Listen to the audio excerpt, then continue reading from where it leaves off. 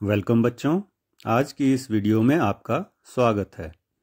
जैसा कि आपको पता ही है कि हम आपकी बुक रेनड्रॉप्स के चैप्टर 15 लेफ्ट एंड राइट की एक्सरसाइजेस को कर रहे हैं। पिछली वीडियो के लास्ट पार्ट में मैंने आपके लिए कुछ होमवर्क दिया था, आपको याद है? आज उसी होमवर्क को हम डिस्कस करेंगे। बच्चों, आपको इस चित्र में यह गैस करना था कि ये लोग कौन हो सकते हैं। तो आज हम इसी बारे में बातचीत करेंगे। ये लोग एक फैमिली का हिस्सा हैं और एक फैमिली में कौन कौन लोग हो सकते हैं ये अभी हम देखेंगे। तो हम लोग राइट साइड से शुरू करेंगे। आपको राइट साइड का तो पता है ना, आपका राइट हैंड। तो हम लोग इस पिक्चर में राइट हैंड की साइड से शुरू करेंगे। तो ये एक लेडी हैं और जैसा कि हमें पिक्चर में दिख रहा है, ये इस परिवार में सबसे बुजुर्ग हैं। तो बुजुर्ग लेडी दादी हो सकती है। दादी को हम इंग्लिश में ग्रैंड मदर कहते हैं। तो ये ग्रैंड मदर हो सकते हैं। और उनसे नेक्स्ट हैं, उनके हस्बैंड हो सकते हैं। तो ये दादाजी हैं। तो इन्हें हम कहेंगे grand father. Grand father. Grandfather के साथ जो नेक्स्ट हैं वो बच्चों के फादर हो सकते हैं, फादर। और साथ में उनके नेक्स्ट उनकी मदर, मदर। और ये छोटे छोटे दो बच्चे, चिल्ड्रन, या इन्हें हम कह सकते हैं ये इनके बेटा है, सन, और बेटी है यानी डॉटर। ठीक है, तो एक बार हम फिर से रिवाइज करते हैं। Grandmother, grandfather, father, mother, son, daughter. तो बच्चों, अब आपने जो गैस किया था आप उसके साथ मिलाकर देख सकते हैं कि आपका गैस कितना सही था। अब हम यह सीखेंगे कि कौन किसके साथ खड़ा है या कौन किससे आगे है। इसको हम इंग्लिश में कैसे कहेंगे।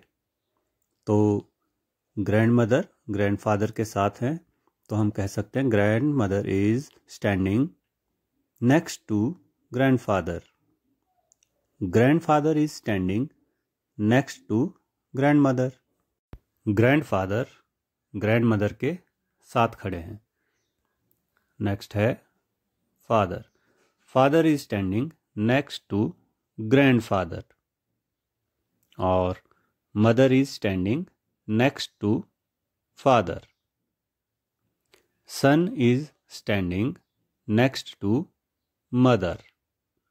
And daughter is standing next to grandfather और मदर, क्योंकि डॉटर दोनों के साथ है।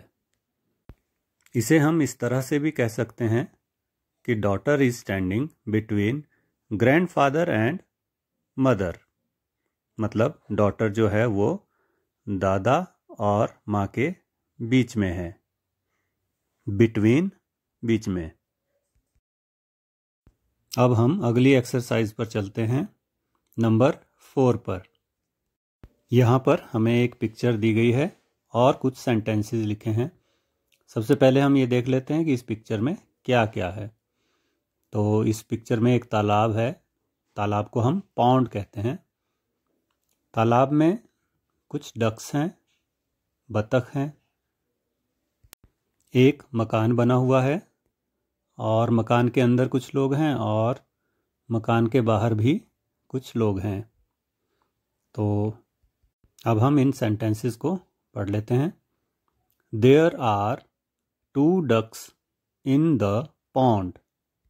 इसमें भी यही बताया गया है कि तालाब में, पॉन्ड में 2 बतख हैं।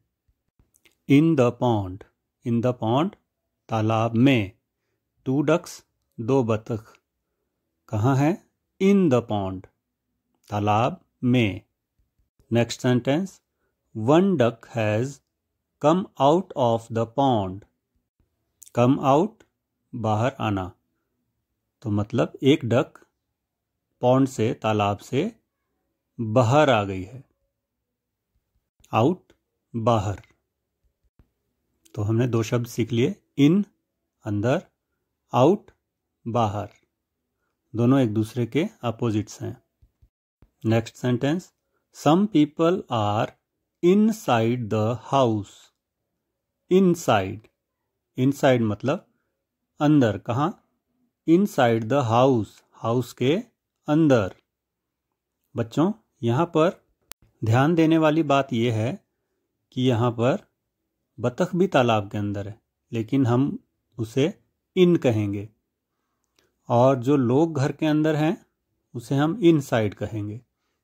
इसमें फ़र्क यह है कि जब भी चार दीवारी या किसी चीज़ से घिरी हुई जगह के अंदर हम होते हैं तो हम उसके लिए इनसाइड का प्रयोग करते हैं, और कोई खुली जगह हो जैसे तालाब है तो वहाँ पर हम इन का प्रयोग करेंगे।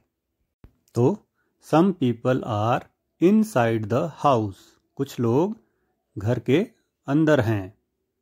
Next sentence, some people are outside the house, मतलब कुछ लोग घर के बाहर हैं।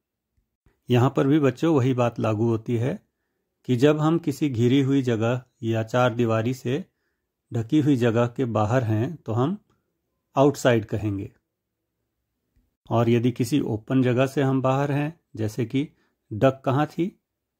वो तालाब से बाहर थी, तो वहाँ सिर्फ आउट का प्रयोग किया जाएगा। बच्चों आप भी इसी प्रकार से इन, आउट, इनसाइड, आउटसाइड का प्रयोग करते हुए कुछ सेंटेंसेस बना सकते हैं।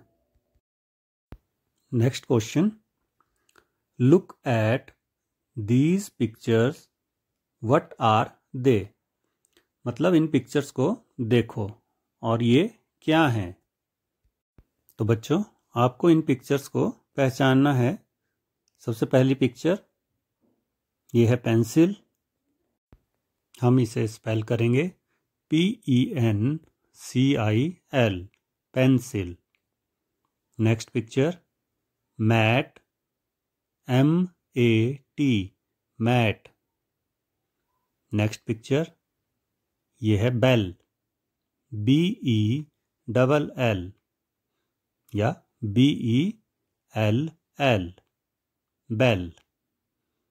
नेक्स्ट पिक्चर है पॉन्ड, POND, पॉन्ड। पॉन्ड मतलब तालाब। Next picture duck, DUCK, duck. Duck मतलब बतख। और ये लास्ट पिक्चर है ट्रेन, TRAIN, ट्रेन। बच्चों यदि इन पिक्चर्स को हमें सेंटेंस में बताना है तो हम इनके लिए दिस या दैट का प्रयोग कर सकते हैं। यदि कोई चीज़ मेरे पास है, मेरे टच में है, बहुत नज़दीक है, तो उसके लिए हम दिस का प्रयोग करते हैं। दिस का मतलब यह। और चीज़ यदि मेरे से दूर है तो हम उसके लिए प्रयोग करेंगे दैट। तो यहाँ भी हम यही प्रयोग करते हैं। यदि पेंसिल मेरे पास है तो मैं कहूँगा दिस इज़ पेंसिल, यह पेंसिल है। और यदि दूर है तो हम कह सकते हैं that is a pencil, that is a pencil. इसी तरह मैट के लिए दिस इज़ अ मैट और that is a mat. This is a bell और that is a bell. Pond के लिए हम कहेंगे कि वह पॉन्ड है, तो हम कैसे कहेंगे दैट इज़ अ पॉन्ड। और इसी प्रकार बतख के लिए, डक के लिए वह बतख है, दैट इज़ अ डक, वह एक बतख है। इसी प्रकार ट्रेन के लिए सेंटेंस होगा दिस इज़ अ ट्रेन या दैट इज़ अ ट्रेन। बच्चों आप भी दिस या दैट का प्रयोग करते हुए कुछ एक सेंटेंसेस बनाइए। आज की इस वीडियो में बस इतना ही। नेक्स्ट एक्सरसाइज के साथ जल्दी ही मिलेंगे। Bye bye.